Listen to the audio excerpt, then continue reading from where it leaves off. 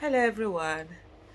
Apparently, the resolution that was signed by Fubara with Chief Tinubu and all of that, that they were hijacked into it. So Fubara was sort of like hijacked and intimidated and sort of like forced to sign that whole agreement and everything. I listened to somebody who said he was part of the delegates that went there and he was describing how Tinubu was talking and behaving. I'm like, this Tinubu no well. Oh. He actually thinks he's an emperor, you understand? He owns everything and sort of like he can do and undo whatever.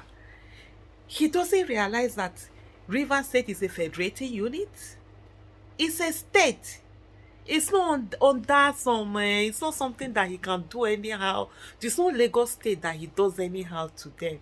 You and even the person was talking that, oh, so sort of like when they're talking that Tinubu will interject, he just came with the resolution, gave it to former Rivers State governor Odili to read it out, and then he was interjected, and then they sort of like forced them to sort of like sign the whole document. And the person who was narrating this, I'm going to show you a video of the person so that you see the interview where he was like, oh, what could the Fubara had done? Could he have worked out? Omo, hey, I'm working out though. If you like, go to the National Assembly and try and come and say you are going to put a state of emergency in my state, because you can't. I will talk to you back. It's a federating unit. I'm a governor of a unit. So you can't come and be talking anyhow, whatever. What? I don't get all this,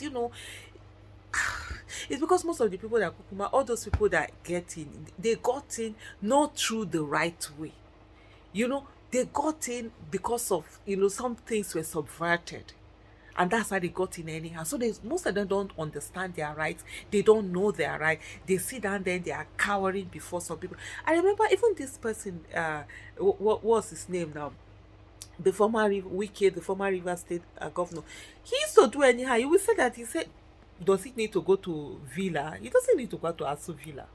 He used to, when Buhari was there, and then he was, all PDP, and if not now that he has become slave to APC, he was, he would stand his ground and stuff like that. So you're there claiming to be president. Me, I'm a governor of his state. Why are you doing anyhow? But it's really so unbelievable, honestly. And I'm like, wow. Just watch the video for yourself. I was there, so I'm a witness. So what I say is primary, not secondary. We are invited to a meeting, but that was not a meeting, because a meeting means opinion will be sought. There will be discussion of between both parties and resolutions will be reached. But that is not what happened. What happened is that Mr. President walked in with a written resolution, addressed us, and declared that what he has in his hand is a presidential proclamation, a presidential directive, and at the point withdrew and emphasized the fact that he is the president of the Federal Republic of Nigeria. Therefore, he can whip, and anybody who tends to say no to what he's saying, it has consequences. That is not democratic. That, in a simple layman word, is a threat. He wrote the resolution, but refused to read the resolution.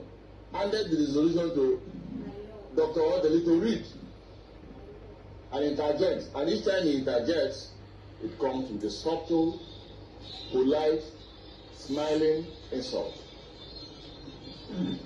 And thereafter, he asked the governor to speak. Now let's get this very clear. If you are in the position of the governor, what will you do? Get up and go?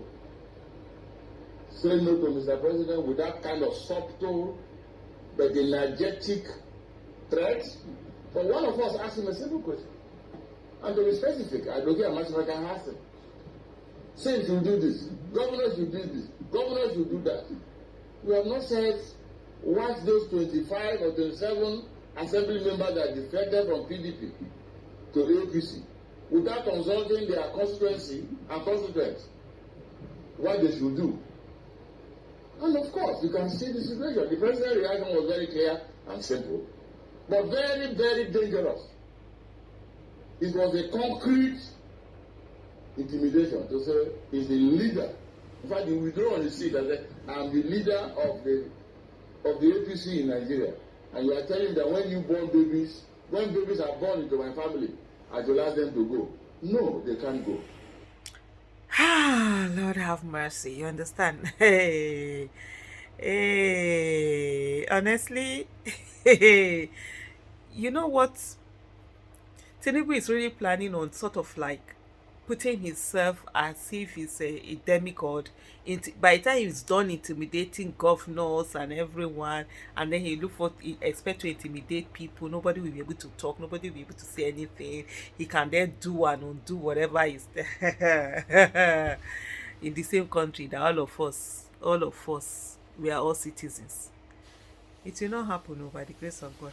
Like, yeah, even if it's one voice that will be out there challenging the illegitimate government of Tinubu, will be there by the grace of God.